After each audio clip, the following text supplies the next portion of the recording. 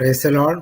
Bible contradictions and answers എന്ന് പറയുന്ന ഈ സബ്ജക്റ്റിൽ 233 ഐറ്റം മുതലാണ് ഇന്നിപ്പോൾ വിശദീകരിക്കാൻ പോകുന്നത്. Matthew 27:11-14. Jesus answers not a single charge at his hearing before Pilate. John 18:33-37. Jesus answers all charges at his hearing before Pilate. ഇതിൽ ഒരു കോൺട്രഡിക്ഷൻ ഇല്ലേ എന്നുള്ളതാണ് ചോദ്യം. അപ്പൊ അങ്ങനെ തന്നെയാണ് നമുക്ക് നോക്കാം. ഇതിന്റെ ആൻസർ ഒന്ന് വായിക്കാം. Mathew 27:11-12 says, Jesus did not answer any questions of chief priests and elders, but he answered the questions of Pilate. There is no contradiction here. മഹാപുരോഹിതന്മാരുടെയും മൂപ്പന്മാരുടെയും ഒരു ചോദ്യത്തിനും യേശുക്രിസ്തു ആൻസർ പറഞ്ഞില്ല, പക്ഷേ പിലാത്തോസിന്റെ ചോദ്യത്തിന് ഉത്തരം പറഞ്ഞു എന്നുള്ളതാണ്. അപ്പൊ പിന്നെ ഇവിടെ കോൺട്രഡിക്ഷൻ ഇല്ല. മാത്യു എന്താ പറഞ്ഞേക്കണം നോക്കാം. മാത്യു 27:11-12. എന്നാൽ യേശു നാടുവാഴിയുടെ മുമ്പാകെ നിന്നു, നീ യഹൂദന്മാരുടെ രാജാവോ എന്ന് നാടുവാഴി ചോദിച്ചു. ഞാൻ ആകുന്നുവെന്ന് യേശു അവനോട് പറഞ്ഞു. മഹാപുരോഹിതന്മാരും മൂപ്പന്മാരും കുറ്റം ചുമത്തുകയിൽ അവൻ ഒന്നും പറഞ്ഞില്ല. പിലാത്തോസ് ചോദിച്ചതിന് ഉത്തരം പറഞ്ഞു എന്നാണ് പറയുന്നത്. അപ്പൊ പിന്നെ ഇവിടെ മാത്യുവിൽ ഇങ്ങനെ പറഞ്ഞില്ല എന്ന് പറഞ്ഞ തെറ്റല്ലേ. പിന്നെ അടുത്തത് 234, Mathew 27:28. Jesus is given A scarlet Rob, a sign of infamy. Mark 15:17. John 19:2.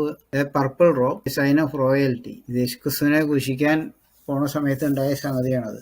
സുവിശേഷന്മാർ തെറ്റായിട്ടുള്ള രീതിയിൽ പറഞ്ഞിട്ടുണ്ട് എന്നുള്ളതാണ് ആർഗ്യുമെന്റ്. ആൻസർ വായിക്കാം. At the time of giving robe to Jesus, disciples were watching the scene from farther places because they were afraid of the authorities. Scarlet and purple are almost the same color, especially in a low light time.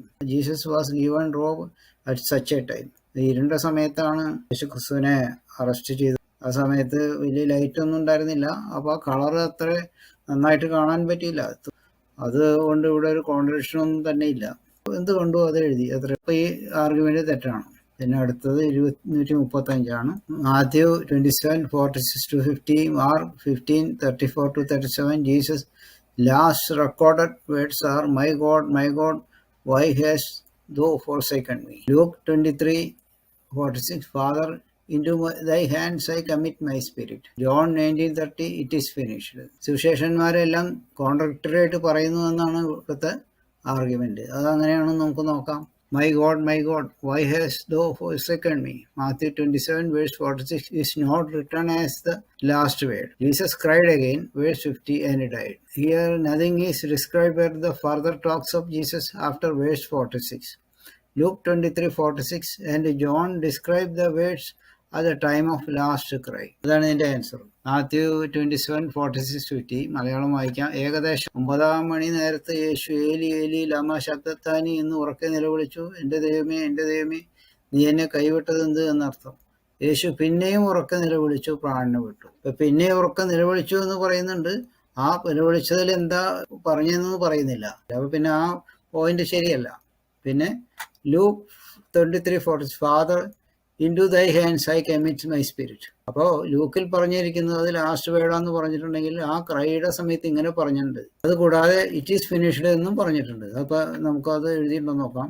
Luke എഴുതിയിരിക്കുന്ന യേശു അത്യുച്ചത്തിൽ പിതാവേ, ഞാൻ എൻ്റെ ആത്മാവിനെ തൃക്കൈയിൽ ഏൽപ്പിക്കുന്നുവെന്ന് നിലവിളിച്ചു പറഞ്ഞു. ഇത് പറഞ്ഞിട്ട് പ്രാണനെ വിട്ടു. അപ്പൊ അങ്ങനെ ഒരു കാര്യം പറഞ്ഞിട്ടുണ്ട്. പലരും പല സ്ഥലത്താണ് നിൽക്കുന്നത്. അപ്പോൾ ഓരോരുത്തർ കേട്ടത് അവർ എഴുതി, അത്രേ ഉള്ളൂ. ചിലർ അടുത്ത് നിൽക്കണ്ടാവും, അവർക്ക് കൂടുതൽ കേൾക്കാൻ സാധിച്ചു. അല്ലാത്തവർ അകലെ നിൽക്കുന്നവർക്ക് അത്രേ കേൾക്കാൻ സാധിച്ചുള്ളൂ. അതുകൊണ്ട് അതനുസരിച്ചിട്ടാണ് അവർ എഴുതിയിരിക്കുന്നത്. എല്ലാവരും ഒരേ രീതിയിൽ സുവിശേഷം എഴുതണമെന്ന് വാശി പിടിക്കുന്നതിൽ അർത്ഥമൊന്നുമില്ല. അല്ലെങ്കിൽ പിന്നെ 4 സുവിശേഷം എഴുതേണ്ട കാര്യമില്ലല്ലോ. ഒരെണ്ണം എഴുതിയാൽ പോരെ. മാത്യു എഴുതിയതോ അല്ലെങ്കിൽ ജോൺ എഴുതിയതോ എടുത്താൽ പോരെ. അങ്ങനെയല്ല, എല്ലാവരും പറഞ്ഞത് എടുക്കണം.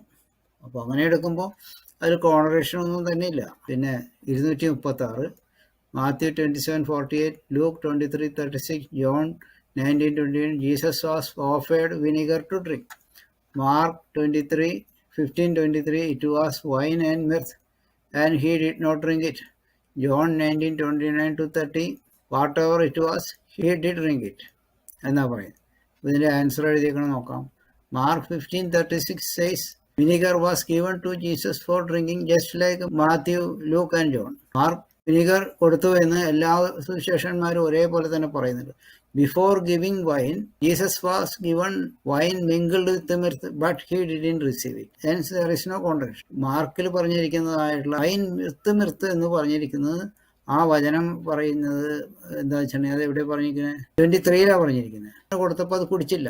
23 കണ്ടിവണ്ണ കലർത്തിയ വീഞ്ഞ് അവന് കൊടുത്തു, അവനോ വാങ്ങിയില്ല, അപ്പൊ അത് കുടിച്ചില്ല. അതേസമയം 36 വാക്യത്തിൽ അവർ ഒരുത്തൻ ഓടി ഒരു സ്പോഞ്ചിൽ പുളിച്ച വീഞ്ഞ് നിറച്ച് ഒരു ഓടക്കോൽമേലാക്കി നിൽപ്പി എലിയാവിനെ ഇറക്കുവാൻ വരുമെന്ന് നോക്കാം എന്ന് പറഞ്ഞ് അവന് കുടിപ്പാൻ കൊടുത്തു. രണ്ടാമത്തെ തവണ കൊടുത്തത് കുടിക്കുകയും ചെയ്തു. കുടിച്ചു എന്ന് ഇവിടെ എഴുതിയിട്ടില്ല, എങ്കിലും മറ്റുള്ള വാക്യങ്ങളിൽ നിന്ന് നമുക്ക് കുടിച്ചു എന്ന് മനസ്സിലാക്കാം. അപ്പൊ ഇതിലൂടെ കോൺട്രഡിക്ഷൻ ഒന്നും തന്നെയില്ല, വെറുതെ വല്ലതും പറയാൻ വേണ്ടി പറഞ്ഞിരിക്കുന്നതാണ്, അത്രേ ഉള്ളൂ. 37 Matthew 27:54 The centurion says, truly this was the son of God. Luke 23:47 he says, truly this man was innocent or righteous. അതുകൊണ്ട് രണ്ടുപേരും രണ്ടു തരത്തിൽ പറഞ്ഞു എന്നാ പറയുന്നത്. അത് യാതൊരു പോയിന്റും ഇല്ല പറയുന്നത്. കാരണം വെച്ചിട്ടുണ്ടെങ്കിൽ ഒരാള് ഇത് കേട്ടത്, മറ്റൊരാള് മറ്റേത് കേട്ടു. അപ്പൊ അത് നേരത്തെ ഞാൻ പറഞ്ഞ പോലെ ഇവര് പലരും പല സ്ഥലത്താണ് നിന്നിരുന്നത്. ആ നേരത്തെ അവർ കേട്ടത് അവിടെ എഴുതി. അപ്പൊ രണ്ടു കാര്യവും അവിടെ പറഞ്ഞിട്ടുണ്ട്, അത് കേട്ടവരും അത് എഴുതി എന്ന് മാത്രമേ ഉള്ളൂ. ഇങ്ങനെ ആർഗ്യ ചെയ്യുന്നതിൽ യാതൊരു പോയിന്റും ഇല്ല. പിന്നെ 238 Matthew 27:55 Mark 15:40 Luke 23:49 the woman looked on from far, and John 19:25-26 they were near enough that Jesus could speak to his mother. In answer എഴുതിയെന്ന് വായിക്കാം. The woman mentioned in Matthew, Mark, Luke are different from those in John. There were so many women in the scene. Mother Mary was very near and others afar. ഇതിൽ നമ്മൾ മനസ്സിലാക്കണം, mother Mary പുരുഷന്റെ അടുത്ത് തന്നെ ഉണ്ടായിരുന്നു, പക്ഷെ മറ്റുള്ള സ്ത്രീകൾ അകലെ നിന്നാണ് നോക്കിയിരുന്നതെന്ന് പറഞ്ഞു. അപ്പൊ ഇവിടെ കോൺട്രഡിക്ഷൻ എവിടെയാ? കോൺട്രഡിക്ഷൻ ഒന്നുമില്ല. പിന്നെ 239 Matthew 27:6-6 a guard was placed at the tomb the day following the burial.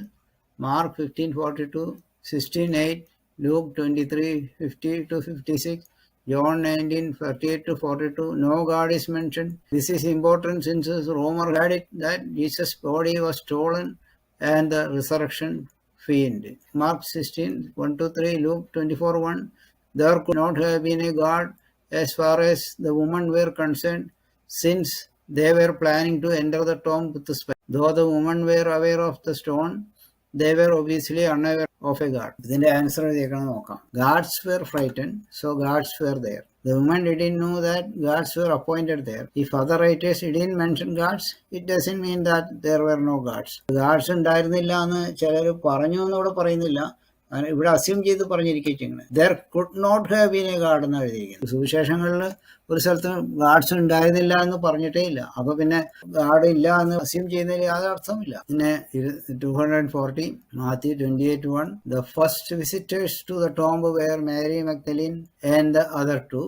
Mark 16:1 both of the above plus Salome 3. Luke 23:55 24:1 24:10 Mary Magdalene, Joanna, Mary the mother of James and other women, at least 5.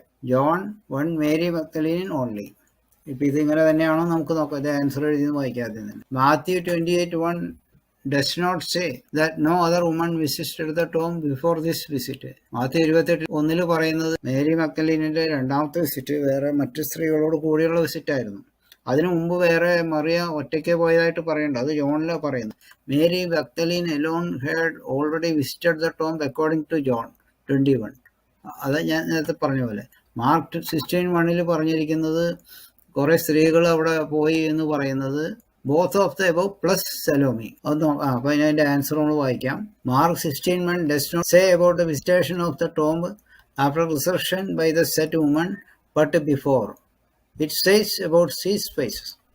Mark 16:1 പറഞ്ഞിരിക്കുന്നത് റിസർഷന് മുമ്പുള്ള സ്ത്രീകളുടെ വിസിറ്റേഷനാണ്. ആ സമയത്താണ് സ്പൈസസിനെ കുറിച്ചുള്ള കാര്യങ്ങളും അതിൽ എഴുതിയിട്ടുണ്ട്. Luke 24:10 says that there were other women other than Mary Magdalene and other women, and 2 angels talked to the woman. ലൂക്കിൽ 24 പറഞ്ഞിരിക്കുന്നത് വെച്ചിട്ടുണ്ടെങ്കിൽ മേരി മഗ്ദലീന്റെ കൂടെ മറ്റ് സ്ത്രീകളും ഉണ്ടായിരുന്നു. അതുകൂടാതെ 2 ഏഞ്ചൽസ് സ്ത്രീകളോട് സംസാരിച്ചായിട്ട് പറയുന്നുണ്ട്. This is same as the second visit of Mary Magdalene and another woman.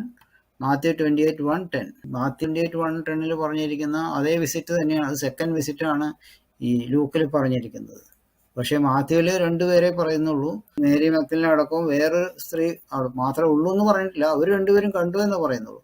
പക്ഷെ അതിൻ്റെ കൂടെ വേറെ ആളുണ്ടോ എന്നുള്ള അവിടെ പറഞ്ഞിട്ടില്ല. അതായത് ഈ ലൂക്കിൽ പറഞ്ഞിരിക്കുന്നതായിട്ടുള്ള സ്ത്രീകൾ എന്ന് പറയുന്നത് ഈ മേരി മക്ദലിനും പിന്നെയും സ്ത്രീകളുണ്ടായിരുന്നു എന്നാണ് അതിൽ നിന്ന് നമുക്ക് മനസ്സിലാകുന്നത്. But these variation 2 women or 3 women, മാത്യുവിൽ ഒരു ഏഞ്ചലിനെ കണ്ടു എന്നാണ് പറയുന്നത്. അതേസമയം ലൂക്കിൽ 2 ഏഞ്ചൽസിനെ കണ്ടു എന്ന് പറയുന്നുണ്ട്. appear to have happened because Matthew and Luke did not actually witness this. മാത്യുവും ലൂക്ക് നേരിട്ട് കണ്ടിട്ടുള്ള കാര്യമല്ല ഇവരെഴുതിയത്. സ്ത്രീകൾ പറഞ്ഞ് കേട്ട കാര്യം എഴുതിയിരിക്കുന്നതാണ്. ഈ ലൂക്കും മാത്യു ഒരിക്കലും കണ്ട് ഈ കാര്യത്തെക്കുറിച്ച് സംസാരിച്ചിട്ടേ ഇല്ല. അവരോട് പറഞ്ഞ കാര്യം അവരെഴുതി.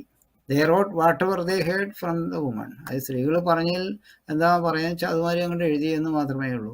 അപ്പോൾ അവരത് എല്ലാം കറക്റ്റായിട്ട് പറഞ്ഞോളം നിർബന്ധമില്ലല്ലോ, അതുകൊണ്ട് വന്നിരിക്കുന്നതാണ്.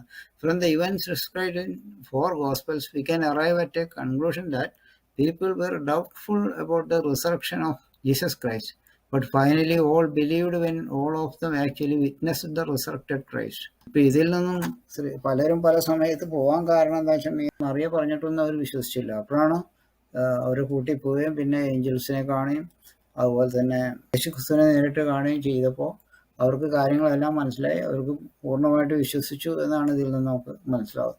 പിന്നെ അതിൻ്റെ വചനങ്ങളെല്ലാം ആഴ്ചവട്ടത്തിൻ്റെ 1-ാം നാൾ മക്നാളിൻ്റെ കാര്യത്തിൽ പറയുക, രാവിലെ ഇരുട്ടുള്ള പോലെ തന്നെ കല്ലറയ്ക്കൽ ചെന്നു, കല്ലറവായ്ക്കൽ നിന്ന് കല്ല് നീങ്ങിയിരിക്കുന്നത് കണ്ടു. യോഹന്നാൻ്റെ സുവിശേഷത്തിൽ പറഞ്ഞിരിക്കുന്നതാണ്. ഫസ്റ്റ് വിസിറ്റാണത്. അപ്പോൾ അത് മറിയ മാത്രമേ അവിടെ ഉണ്ടായിരുന്നുള്ളൂ. പിന്നെ മാത്യുവിൽ പറഞ്ഞിരിക്കുന്നതൊക്കെ ഇവിടെ എഴുതിയിട്ടുണ്ട്. ശബത്ത് കഴിഞ്ഞ് ആഴ്ചവട്ടത്തിൻ്റെ 1-ാം ദിവസം വെളുക്കുമ്പോൾ മഗ്ദലയുടെ കാര്യത്തിൽ പറയും മറ്റേ മറിയും കല്ലറയാണ്. അത് സെക്കൻഡ് വിസിറ്റാണത്. കർത്താവിൻ്റെ ദൂതൻ സ്വർഗത്തിൽ നിന്ന് ഇറങ്ങി വന്ന് കല്ലുരുട്ടി നീക്കി അതിന്മേൽ ഇരുന്നിരുന്നു. യോഹന്നാന്റെ സുവിശേഷത്തിൽ 2 ദൂതന്മാരും കല്ലറയുടെ ഉള്ളിലായിരുന്നു എന്ന് പറയുന്നത്. ഈ സമയത്ത് പറയുന്നത് ഒരാൾ പുറത്തിരുന്നു. അപ്പോൾ ഒരാളകത്തായിരിക്കും. പുറത്ത് കണ്ട ആളുടെ കാര്യം മാത്രമേ സ്ത്രീകൾ പറഞ്ഞുള്ളൂ, അകത്തിരുന്ന ആളുടെ കാര്യം പറഞ്ഞില്ല. അത്രേ ഉള്ളൂ. പിന്നെ ദൂതൻ സ്ത്രീകളോട്, ഭയപ്പെടേണ്ട, ക്രൂശിക്കപ്പെട്ട യേശുവിനെ നിങ്ങൾ അന്വേഷിക്കുന്നു എന്ന് ഞാൻ അറിയുന്നു എന്ന് പറയുന്നു. അവൻ മരിച്ചവരുടെ ഇടയിൽ നിന്ന് ഉയർത്തെഴുന്നേറ്റു. എത്രയും വേഗം ചെന്ന് അവൻ്റെ ശിഷ്യന്മാരോട് പറവിൻ, അവൻ നിങ്ങൾക്ക് മുമ്പേ ഗലീലയ്ക്ക് പോകുന്നു, അവിടെ നിങ്ങൾ അവനെ കാണും, ഞാൻ നിങ്ങളോട് പറഞ്ഞിരിക്കുന്നു എന്ന് പറഞ്ഞു. അപ്പോൾ ദൂതൻ പറയുന്ന കാര്യം അത് കഴിഞ്ഞിട്ട് യേശുക്രിസ്തു നേരെയും കാണുന്നുണ്ട്. എന്നാൽ യേശു അവരെ എതിരേറ്റു. നിങ്ങൾക്ക് വന്ദനം എന്ന് പറഞ്ഞു. അവർ അടുത്ത് ചെന്നു അവൻ്റെ കാൽക്കൽ പിടിച്ച് അവനെ നമസ്കരിച്ചു. യേശു അവരോട്, ഭയപ്പെടേണ്ട, നിങ്ങൾ പോയി എൻ്റെ സഹോദരന്മാരോട് ഗലീലയ്ക്ക് പോകാൻ പറയും, അവിടെ അവർ എന്നെ കാണുമെന്ന് പറഞ്ഞു. യേശുക്രിസ്തു സ്വർഗത്തിൽ പോയി പിതാവിൻ്റെ അടുത്ത് പോയി തിരിച്ചു വന്നതിന് ശേഷം ഉണ്ടായ ദർശനമാണ്. ആ സമയത്ത് ഇവർ യേശുക്രിസ്തുവിൻ്റെ അടുത്ത് സ്ത്രീകൾ വന്നിട്ട് അവർ കാല് പിടിച്ച് വന്നിച്ചു എന്ന് പറയുന്നുണ്ട്. അതിനു മുമ്പ് 1-ാമത്തെ വിസിറ്റേഷനിൽ മറിയോട് കാല് തുടരുമെന്നാണ് പറഞ്ഞിരിക്കുന്നത്. അപ്പോൾ ഇത് സെക്കൻഡ് വിസിറ്റാണെന്ന് ഇതിൽ നിന്ന് നമുക്ക് മനസ്സിലാക്കാം. അത് ഈ മാത്യുവിൽ പറഞ്ഞിരിക്കുന്നത്. അതേസമയം ജോണിൽ പറഞ്ഞിരിക്കുന്നത് ഫസ്റ്റ് വിസിറ്റാണ്. ജോണിൽ തന്നെ വേറെ വചനത്തിൽ പറയുന്നത് വെച്ചിട്ടുണ്ടെങ്കിൽ 2 പേര് കല്ലറയുടെ അടിയിൽ ഇരുന്നിരുന്നു എന്ന് ആയിട്ട് പറയുന്നുണ്ട്, 2 ദൂതന്മാർ. അപ്പോൾ അതിൽ നിന്നും എന്താണ് ആക്ച്വലി സംഭവിച്ചതെന്ന് മനസ്സിലായല്ലോ. ഇവിടെ പറഞ്ഞത് പോയിന്റ് എന്ന് വെച്ചിട്ടുണ്ടെങ്കിൽ എല്ലാം കോൺട്രഡിക്ടറി ആണ്. കേട്ട് അറിവ് വെച്ചിട്ടാണ് പറഞ്ഞിരിക്കുന്നത്. അപ്പോൾ അവരെ എന്താ കണ്ടതെന്ന് വെച്ചാൽ അതോ പറഞ്ഞു, അത്രേ ഉള്ളൂ. അവർ പറഞ്ഞത് സുവിശേഷന്മാർ എഴുതി. സുവിശേഷന്മാർ തമ്മിൽ പിന്നെ കണ്ടിട്ടില്ല, അല്ലെങ്കിൽ പിന്നെ എല്ലാവരും ഒരുപോലെ എഴുതുമായിരുന്നില്ലേ? അതാണ് സംഭവിച്ചിരിക്കുന്നത്. ലൂക്കിൽ എഴുതിയിരിക്കുന്ന ഇവിടെ എഴുതിയിട്ടുണ്ട് 2 പുരുഷന്മാരുണ്ടായിരുന്നു. മറിയ കല്ലറയ്ക്ക് പുറത്ത് കരഞ്ഞുകൊണ്ട് നിന്നു. കരയുന്നതിനിൽ അവൾ കല്ലറയിൽ കുനിഞ്ഞു നോക്കി. യേശുവിൻ്റെ ശരീരം കിടന്നിരുന്ന ഇരുത്ത് വെള്ളവസ്ത്രം ധരിച്ച് 2 ദൂതന്മാർ, ഒരുത്തൻ തലയ്ക്കലും ഒരുത്തൻ കാൽക്കലും ഇരിക്കുന്നത് കണ്ടു. അപ്പോൾ അവിടെ ദൂതൻ 2 പേര് അവിടെയുണ്ട്. 2 പേര് ഉണ്ടായിരുന്നു എന്ന് തന്നെയാണ് ഉള്ളത്. കറക്റ്റാണ്. പിന്നെ 241 Mathew 28:1, it was toward dawn when they arrived. Mark 16:2, it was after sunrise. Luke 24:1, it was at early dawn. John 20:1, it was still dark. വെളുക്കാറായ സമയത്ത് എന്നാണ് പറഞ്ഞിരിക്കുന്നത്. ആ സമയത്ത് അവിടെ കല്ലറയുടെ അകത്ത് ഇരുട്ടായിരിക്കും. ഇതൊരു ആൻസർ അർഹിക്കുന്നതായിട്ടുള്ള ഒരു ക്വസ്റ്റ്യൻ അല്ല അത്. പിന്നെ 242, Matthew 28:1-2, the stone was still in place when they arrived. It was rolled away later. Mark 16:4, Luke 24:2, John 21, the stone had already been rolled away. അതിൻ്റെ ആൻസർ വായിക്കാം. Matthew 28:1-2 does not say that the stone was still in place when Mary arrived there. Matthew 28:1-2 എന്താ എഴുതിയിരിക്കുന്നത്? Still in place എന്ന് അവിടെ പറയുന്നില്ല. അത് അവിടെ വായിക്കാം. അതായത് ശബത്ത് കഴിഞ്ഞ് ആഴ്ചവട്ടത്തിൻ്റെ 1-ാം ദിവസം വെളുക്കുമ്പോൾ മഗ്ദലക്കാരിയും മറിയയും മറ്റേ മറിയയും കല്ലറ കാണുവാൻ ചെയ്യുന്നു. പെട്ടെന്ന് വലിയൊരു ഭൂകമ്പം ഉണ്ടായി. കർത്താവിൻ്റെ ദൂതൻ സ്വർഗ്ഗത്തിൽ നിന്ന് ഇറങ്ങി വന്ന് കല്ലുരുട്ടി നീക്കി അതിന്മേൽ ഇരുന്നിരുന്നു എന്നാണ് പറഞ്ഞിരിക്കുന്നത്. അപ്പോൾ കല്ലവിടെ പ്ലേസിലുണ്ടായിരുന്നു എന്നെങ്ങനെ പറയുന്നത്? കല്ലവിടെ നിന്ന് മാറിപ്പോയിട്ടുണ്ട്. വെറുതെ വല്ലതും പറയുകയാണ് ചെയ്യുന്നത്. അർത്ഥമില്ലാത്ത ആർഗ്യുമെൻ്റ് ആണ്. 243 Mathew 28:2 An angel arrived during an earthquake, rolled back the stone, then sat on it outside the tomb. Mark 16:5 No earthquake, only one young man sitting inside the tomb. Luke 24:4 No earthquake, two men suddenly appear standing inside the tomb. John 20:12 No earthquake, two angels sitting inside the tomb. The answer ഒന്ന് വായിച്ചൊക്കെ എഴുതിയത്. Mark, Luke and John are writing these verses according to the information received from the people who actually witnessed the events. They arrived at the tomb right at different times.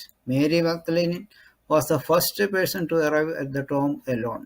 It appears that all of them arrived at the tomb after the earthquake, so they did not see the quake. That was why Mark, Luke and John did not mention the earthquake. Similarly, the appearance of two angels happened to people who came to the tomb at the visiting times. Sometimes the angels were sitting, sometimes standing, sometimes both inside, sometimes one inside and one outside.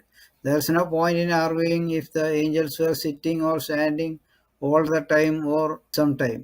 Nobody can decide when and where the angels can sit or stand.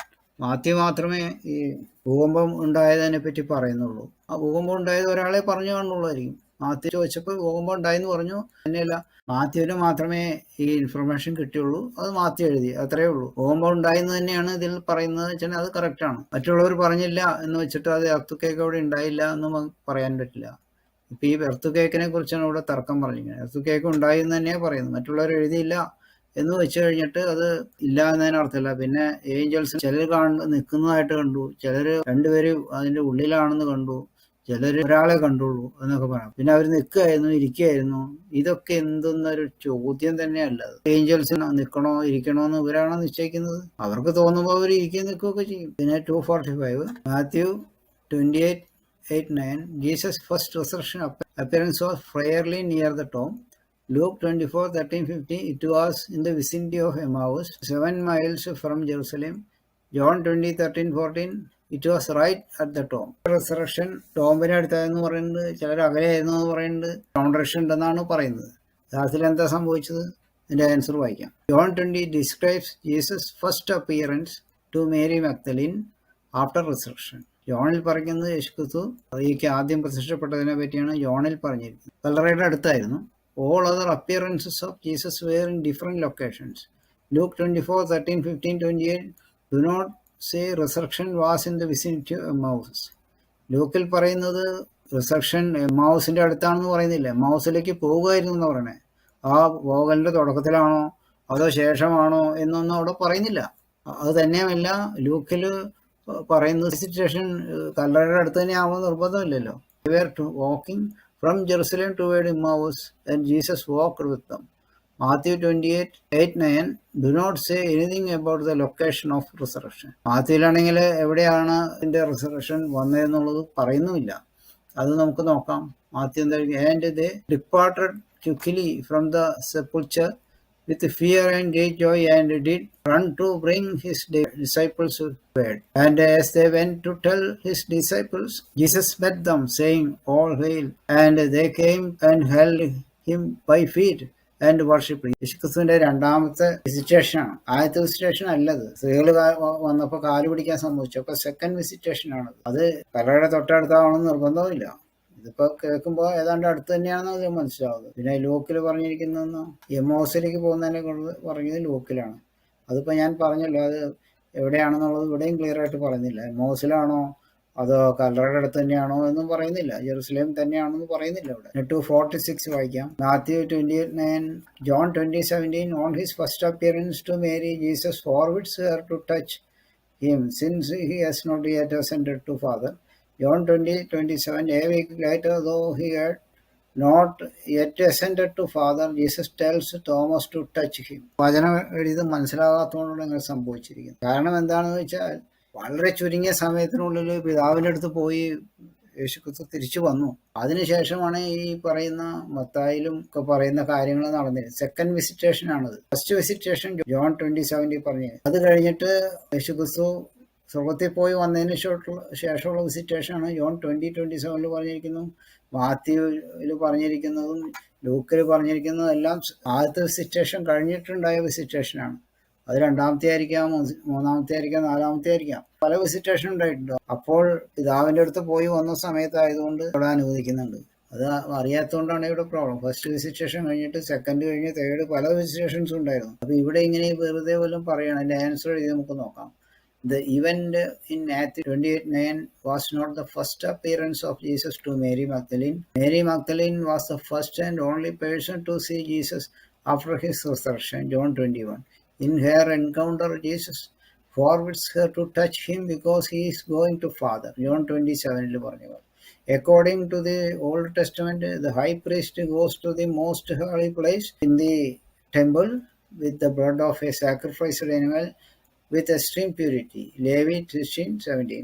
If anybody touches him at this time, he becomes impure. Jesus had to present himself before Father after his sacrifice. That was why Jesus subjected Mary to touch.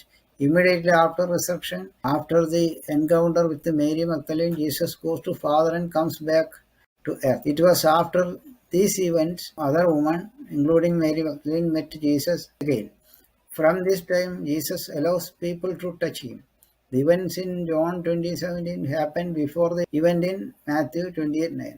Jesus ascended to Father 2 times after resurrection, just after seeing Mary Magdalene, and after 40 days.